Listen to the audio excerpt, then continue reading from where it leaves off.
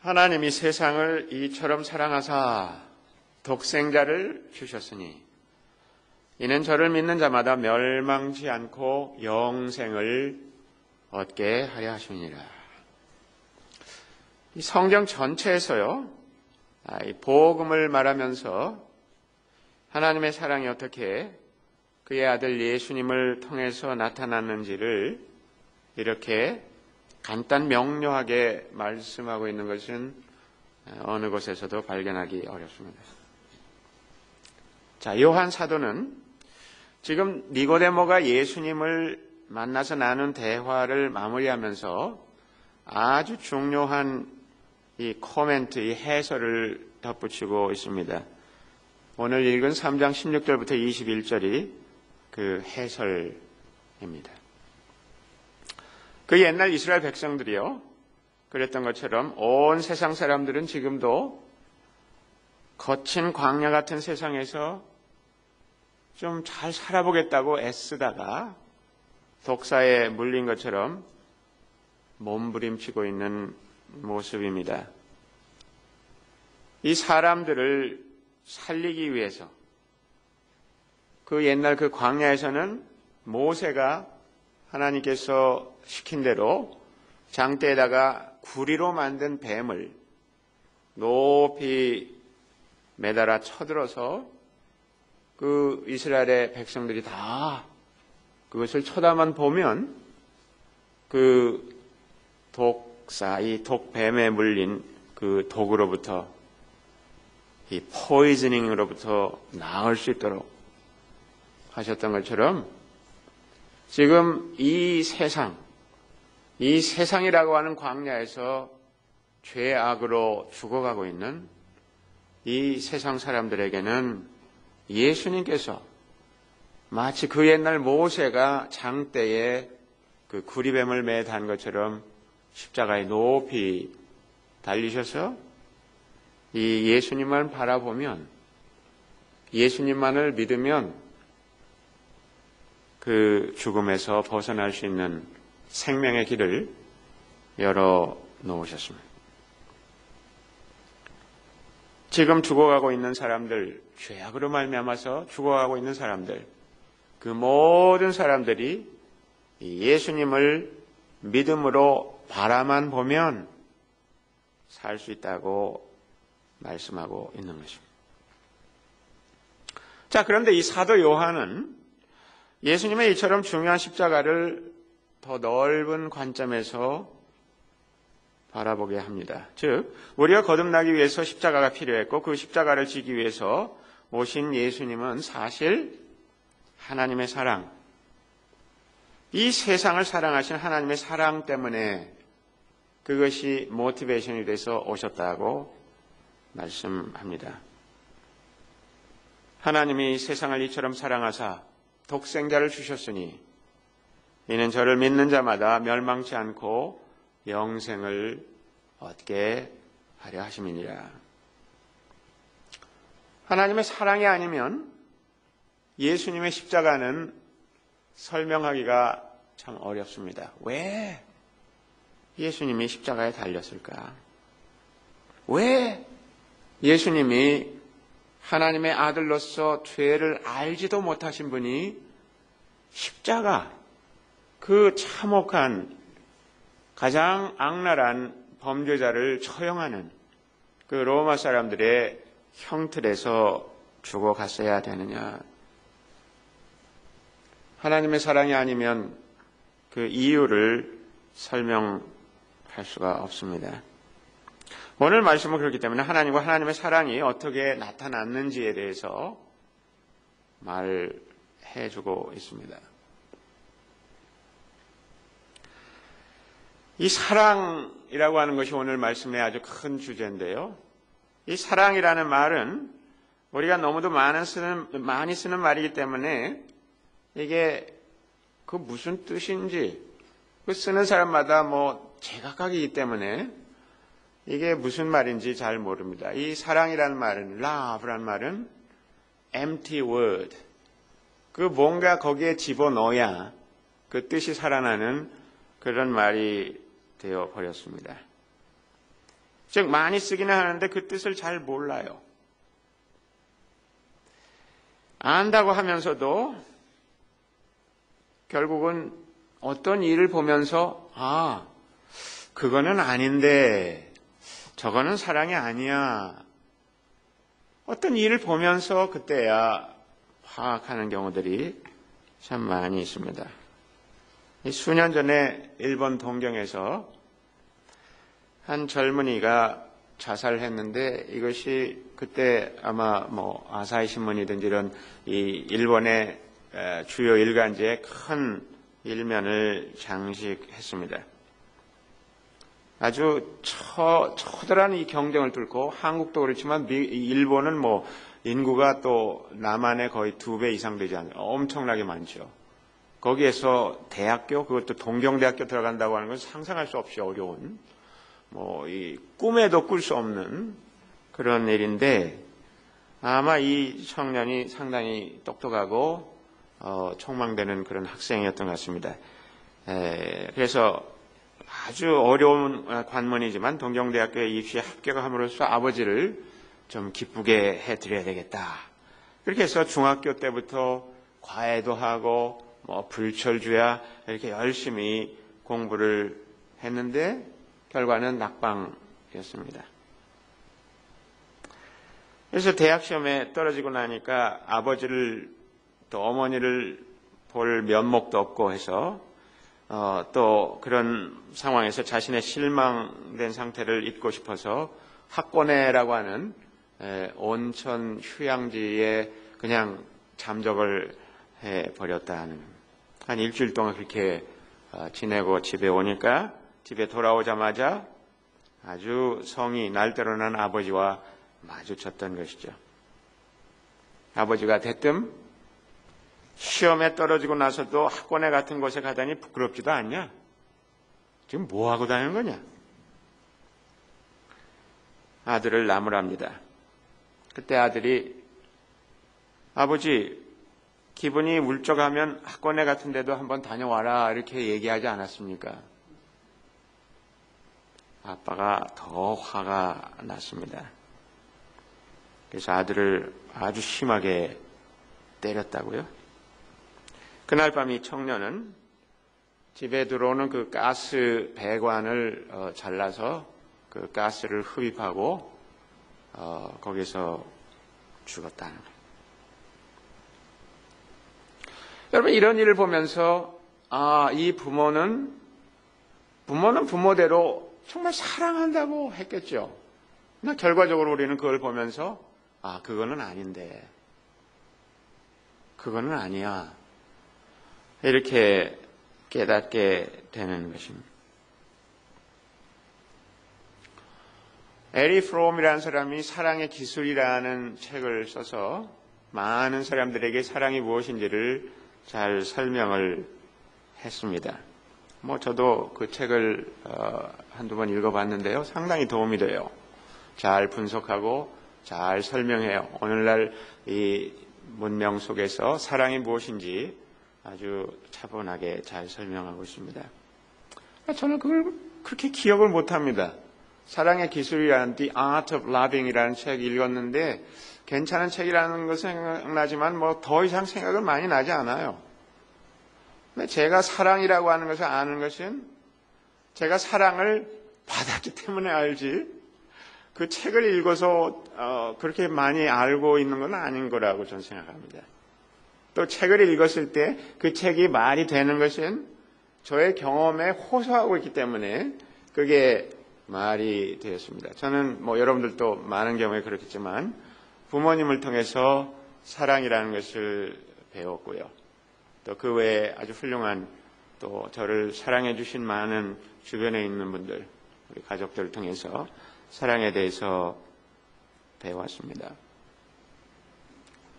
제가 어렸을 때부터 이렇게 자라면서 그 과정에서 보면 집안이 그렇게 풍족하지는 않았어요. 근데 어머니의 사랑이라고 하는 것은 지금도 잊을 수가 없습니다. 늘 따뜻한 밥 해주기 위해서 그 일이 많아서 고통스럽고 고단한 가운데서도 아침잠이 많으신 그분이 일어나서 늘 밥 챙겨주시고 도시락 챙겨주시고 늘 따뜻하게 먹이려고 하는 이 한국 사람들은 그 아침 따뜻하게 먹여 보내는 그거 얼마나 이 지상 과제죠, 이 엄마들의. 그죠? 그렇게 자라면서 그 사랑이 뭔지를 눈물겹게 배운 것이죠. 하나님의 사랑도 바로 그것이라고 저는 생각합니다. 많은 설명이 필요가 없습니다. 하나님은 그 사랑을 그냥 행동으로서 보여주신 것이죠. 근데 우리는 설명하기를 많이 좋아하죠. 이 서양 문화는요, 명사가 발달한 문화라고 이렇게 얘기합니다. 그래서 영어를 보면 불어도 그렇다고 그러는데 전 불어는 배운 적이 없어서 잘 모르지만 영어를 보면 우리 한국 사람들이 생각할 때 상상할 수 없이 명사가 많아요, 진짜로.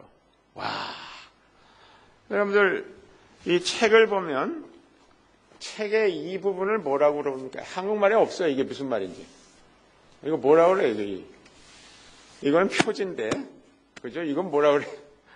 영어에 이 표현이 있어요. 이게 뭐냐? spine. 이것도 척추라고 불러요, 그 사람들은. 우리는 척추가 이거 하나밖에 없다고 생각해요. 그 사람, spine. 딱 있어요.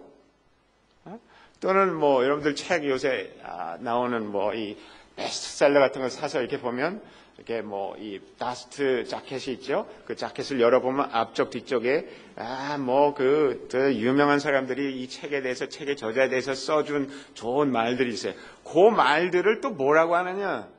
뭐라고 하는지 아세요? 한국말은 저는 없다고 생각해요. 찬사? 근데 찬사는 꼭 책 껍질에만 붙이는 거 아니잖아요. 그죠? 찬사, 그게 아니에요. 이 사람들, love. 딱 그 단어가 있어요. 아주 기가 막히죠. 설명하려고 해요. 자꾸. 한국말은 또 명사는 좀 그렇다 하더라도 한국말 뒤지지 않죠. 형용사. 이 형용사가 발달한 것이 이제 한국 말인데요. 그래서 이 호주 같은 이 이민자들이 아주 어려워하는 게 뭐냐면 의사 만나러 갈 때 참 어려워요. 배가 쌀쌀 아픈데 이거 뭐라고 얘기하느냐. My stomach is 쌀쌀 aching. 이렇게 얘기하겠어요? rice라고 하겠어요? 어려워. 쌀쌀 아픕니다. 어떻게 표현하겠어요? Chris, how do you say? 쌀쌀 아파. Very hard. 없어요. 또는 알다가도 모르겠다 그럴 때 아리송해. 와, 아리송. 상상해 보셨습니까? 영어에 그런 말 없습니다. 아리송해. 아니면 내 속글이 속색이던 사람이 이 어려움을 당했을 때 어떻게 시원하다 이렇게 얘기하죠. 아니면 고소하다. 근데 이 영어에서 그런 말은 좀 없는 것 같아요, 그렇죠? 네. 또는 아지랭이가 어떻게 해요? 봄날 아지랭이가 하늘 올라간다. 이 번역이 안 되죠. 하여간 어떻게 해서 자꾸 설명하려고 이렇게 하는데 그건 좋은 일이죠. 그러나 하여간 하나님은 그 사랑에 대해서 많은 설명보다는 행동하시는 최고의 설명 이상의 표현, 그 행동으로 그 사랑을 우리에게 보여주셨습니다. 그 행동이 뭡니까? 죽어가는 사람들 살리기 위해서 그의 아들 독생자 예수를 보내서 대신 죽게 하신 것입니다. 십자가, 그것이 하나님의 사랑이 나타난 현장입니다. 하나님의 사랑을 알고 싶습니까? 십자가를 보십시오.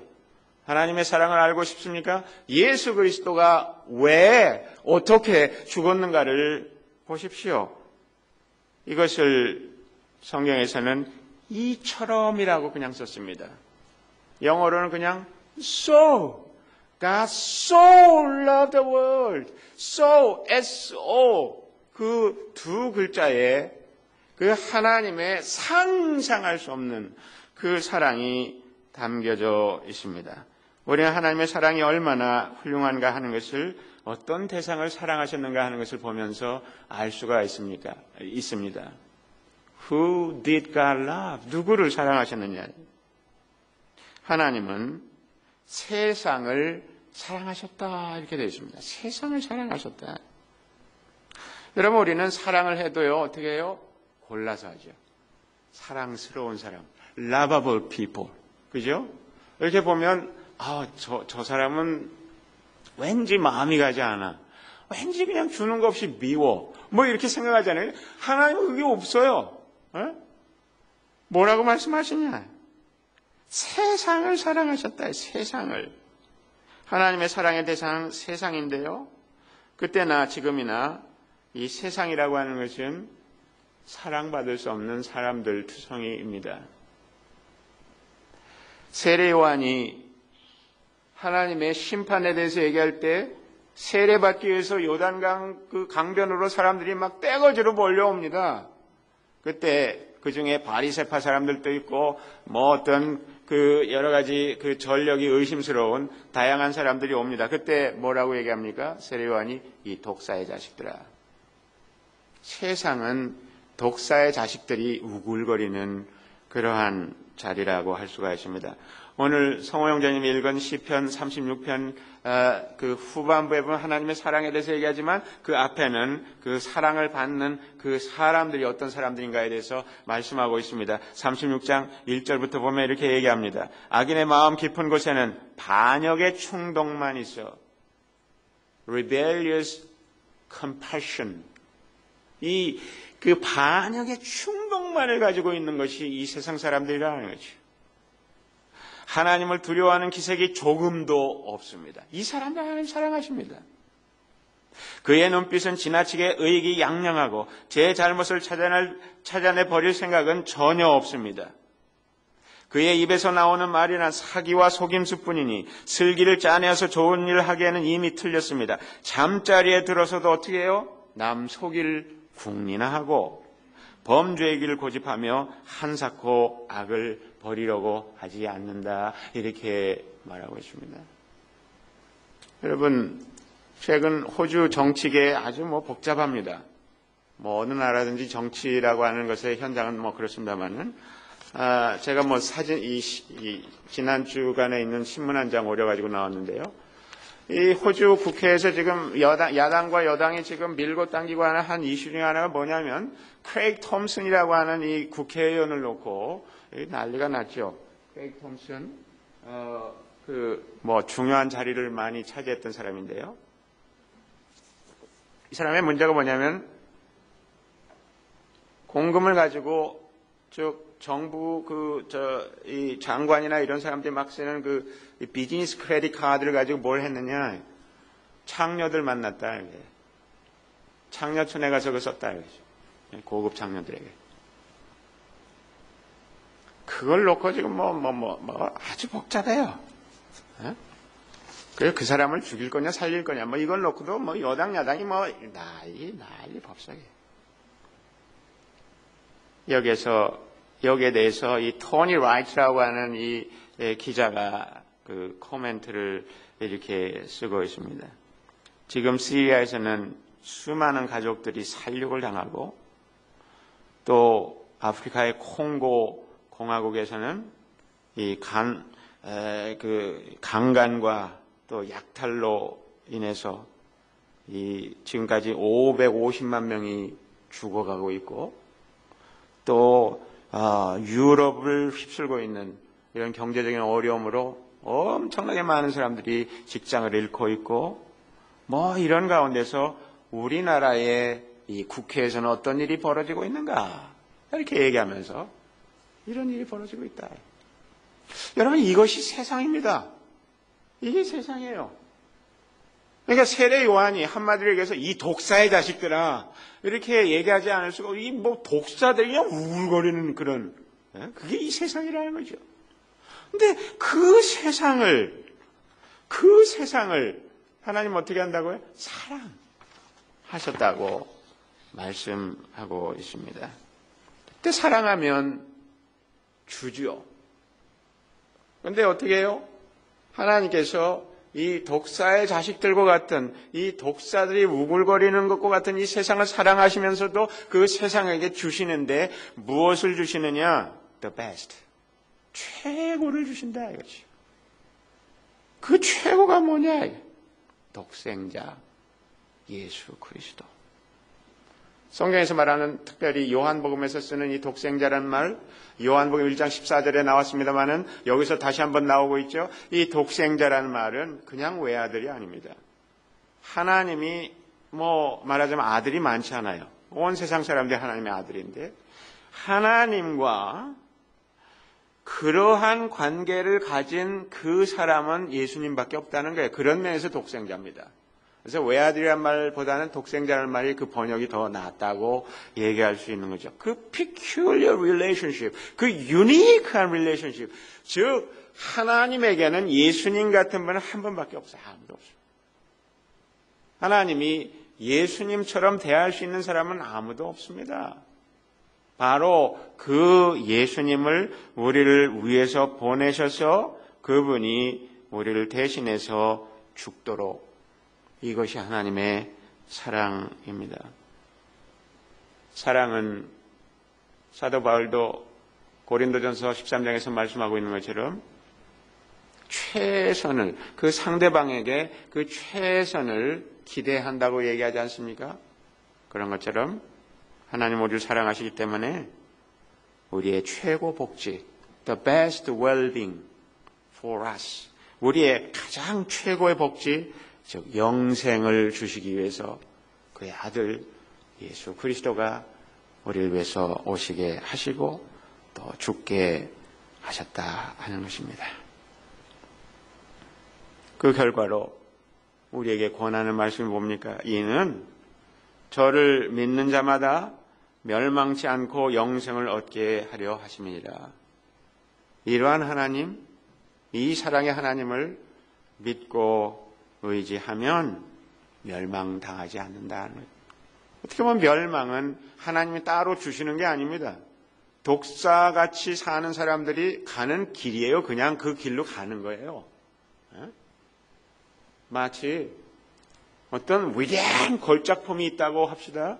우리 피카소의 이 그림, 저는 피카소의 그림을 사진으로만 봤지 직접 가서 본 적이 없는데요. 지금도 어마어마한 가격이죠. 돈으로 계산할 수 없는. 그래서 그게 이동될 때마다 엄청난 그 경호를 하고 난리가 아니지 않습니까? 나 피카소의 작품을 보면서 우리가 많이 이해합니까? 전문가의 눈이 없기 때문에 그걸 보면서 저게 뭐야 이렇게 생각하죠. 어떻게 보면 이 세상 사람들이 하나님에 대해서 평하는 게 그런 모습이에요. 그러면 그 피카소가 문제가 있는 겁니까? 그것을 보고 웃기네라고 얘기하는 사람이 문제입니까? 그런 거나 마찬가지입니다. 하나님이 이 세상을 심판하신다는 것은 오히려 하나님이 적극적으로 심판하는 것 이상으로 사람들이 스스로 자기 자신의 모습을 드러내는 것뿐 결국 독사같이 살다가 독사같이 죽어가는 멸망의 길을 가고 있는 그것이 그들이 받는 정죄, 이 condemnation이라는 것을 성경이 말씀하고 있습니다. 이제 마지막으로 하나님의 사랑을 말하면서 단 한 가지 안타까운 사실은 이처럼 세상을 사랑하시는 하나님의 사랑을 받는 이 세상 사람들이 처한 죄악의 현실이라고 할 수가 있습니다. 18절부터 21절까지가 바로 그 말씀을 하고 있는 것이죠. 아들을 믿는 사람은 심판을 받지 않는다. 그러나 믿지 않는 사람은 이미 심판을 받았다. 그것은 하나님의 독생자의 이름을 믿지 않았기 때문이다. 이렇게 말씀하고 있습니다. 그렇게 사랑하시고 그렇게 최고의 것으로 그의 독생하신 아들 예수 그리스도를 십자가에 달려 피 흘려 죽게 하신 그 하나님의 사랑에 대한 보답이 불신이다. 비아냥이라는 거죠. 그것을 바라보지도 않는다는 거죠. 거기에 대해서 일말의 관심도 보이지 않는, 아니면 심지어 적극적으로 대적하고 그것을 배척하는, 그것이 적지 않은 이 세상 사람들의 그러한 반응이라는 것을 말씀하고 있습니다. 이것은 죄악 세상의 엄연한 현실입니다. 이 죄악 세상에 어둠이 짙게 깔려서 그 어둠에 빛을 비추셨지만 그 빛은 실제로 효력을 발휘하지 못하는 것처럼 보입니다. 불신에 반응을 하는 사람들에게 이 하나님의 사랑은 정말 무기력해 보이기까지 합니다. 하나님의 사랑이 무기력합니까? 하나님의 사랑이 그 능력이 없는 것입니까? 아닙니다. 하나님의 사랑이 무기력해 보이는 만큼 인간의 죄악이라고 하는 것이 얼마나 무섭고 그것이 얼마나 하나님의 사랑의 빛이 뚫고 들어갈 수 없을 만큼 험악한가 하는 것을 단적으로 보여주는 것이라고 생각이 됩니다. 하나님의 사랑은 무기력하지 않습니다. 하나님의 사랑은 효과가 없는 것이 아닙니다. 사람이 문제입니다. 이 세상이 문제입니다. 우리 속에 들어찬 이 독이 문제라고 할 수가 있습니다. 이 문제를 가진 사람들의 그 두 가지 특징에 대해서 19절에서는 첫 번째, 빛보다 어둠을 더 좋아하였다. 왜요? 이렇게 사람은요, 익숙한 것을 좋아해요. 익숙한 것을 좋아해요. 그래서 여러분들이 그 아시는지 모르겠는데 한국에서 추석 때나 이런 때 되면 자식들이 그 고향집에 부모님 찾아가서 뭐 해요? 이 화장실 고쳐드리고 아니면 도배해드리고 이런 게 해요. 그거 모르세요? 네, 여기 오래 사셔서 잘 모르세요. 시골에 가면 부모님들 뭐라 그래? 야, 그거 괜찮아. 아유, 우리가 그거 한 50년 그대로 살았는데 무슨 문제가 있냐. 그거 벽지 그냥, 벽지를 써본 분은 알지만은 색깔이 점점 변하는데 계속 쓰면 그게 변하는지 몰라요. 그냥 새벽지 딱 옆에 붙여놓으면 볼만하죠. 얼마나 이것이 쩔었는지, 그 때가, 그죠? 그런 것처럼. 그러니까 우리 익숙하면 그것이 편하다고 생각해요. 그래서 이 맥쿼리 대학 같은 데 가서 보시면요. 죄송합니다만. 그 화장실에 이 그림을 그려놨어요, 아예. 화장실에 들어가면 양변기에 앉는 방법. 그 중국 학생들 위해서 해놓은 거죠. 그 중국 학생들은 거기에 기어 올라가서 일을 보니까. 왜냐하면 그게 항상 이 스쿼팅 해가지고 그렇게 해야 이제 이 시원하게 잘 나오니까. 꼭 그렇게 하지 말라고 거기 X 펼치고 이렇게 하라 그림으로 보여줘요. 그 청소하는 사람 늘 1인 모양이죠, 그게. 익숙한 거와 결별하는 게 그렇게 어려워요. 즉 19절에 빛보다 어둠을 더 좋아하였다. 여러분, 우리가 예수님을 믿지 않는 사람들을 대해서 볼 때 그런 눈으로 자꾸 봐야 돼. 이거 쉽지 않을 거다, 이 사람들에게. 아직 익숙하지 않아. 얼마나 어렵겠어요. 지금 오늘 예배에 나오신 분들, 이 비 오는데 이 정도면 저는 이렇게 또 많이 나오실지도 몰랐는데 이렇게 많이 나오셨어요. 많이 오셨어요. 근데 제가 이 사람들 이렇게 신앙적으로 지도하면서 아주 어려운 게 뭐냐면 지금 맥쿼리 대학에서 뭐 학생 몇 명 만나고 있는데 그 학생들 어려운 게 뭐냐면 교회까지 끌고 오는 게 그리 어려워요. 교회를 꼭 가야 되느냐. 믿는 사람들이에요. 이제 믿어요. 근데 교회 가는 게 그렇게 어려운 거예요. 주일날은 교회 가는 거다 이렇게 돼 있는 건데 그게 안 되는 거예요. 안 돼. 익숙하지 않으니까. 그 남모르는 사람 가가지고 뭐 쳐다보면 무슨 얘기하느냐. 내 예수님 잘 믿으면 되지. 그런 것처럼 처음 이 복음의 빛을 대할 때 너무 눈이 부신 거예요. 너무 눈이 부셔. 그러니까 뭐 눈이 부셔가지고 바라볼 수 없을 정도라 하는 것이죠. 이것이 믿지 않는 분들의 어려움입니다. 거기에 대해서 우리가 이해할 필요가 있습니다. 그분들은 어떻게 그 빛으로 그래도 나오게 할 것인지 그걸 궁리를 해볼 필요가 있습니다. 또 두 번째는 어떤 문제가 있다고요? 악한 일을 저지르는 사람은 20절 누구나 빛을 미워하며 빛으로 나오지 않는다. 그것은 자기 행위가 드러날까 봐 두려워하기 때문에. 이 두려움이 있다는 거죠. 교회를 바라보면서 교회를 오도록 권고할 때 정말 이 세상에서 그렇게 막 살았던 사람들의 어려움이 뭐냐면 교회 가면 천둥 번개치는 말씀하지 않을까. 그게 항상 두렵다는 거예요. 거기 가면 그 컨뎀네이션 받지 않을까. 그게 굉장히 두렵다는 거예요. 이해할 만해요.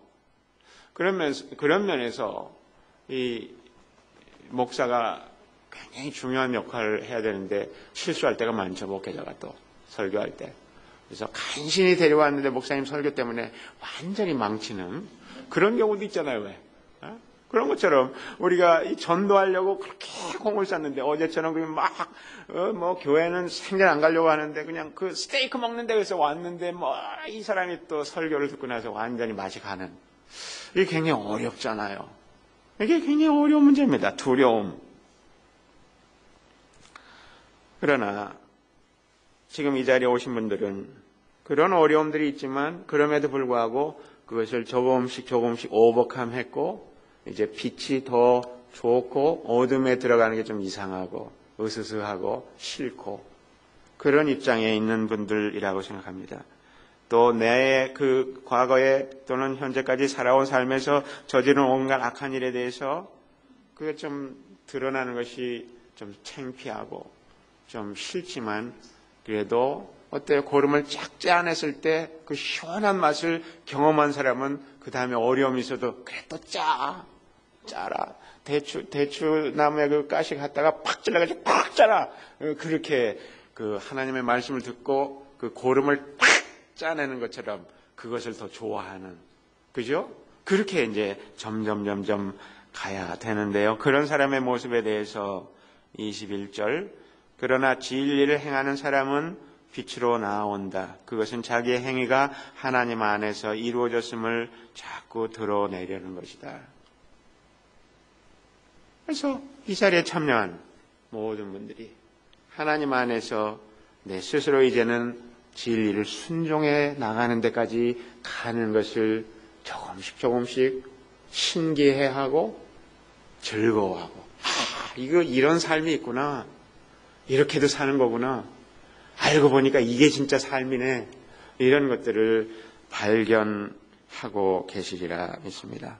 그러나 동시에 밖에 있는 분들이 그러지 못한다는 것, 또 교회를 좀 나오다가 쉬고 있는 분들이 이런 어려움들이 있다는 것을 알고 그분들에 대해서 관심을 가지고 더 이해를 하고 참아주고 다시 한 번 더 권하고 격려하시는 그런 일이 많아지기를 간절히 바랍니다. 자, 그러면 오늘 요한복음 3장 16절 다 같이 한번 큰 소리로 복창을 하시면 좋겠습니다. 하나님이 세상을 이처럼 사랑하사 독생자를 주셨으니 이는 저를 믿는 자마다 멸망치 않고 영생을 얻게 하려 하심이니라. 아멘.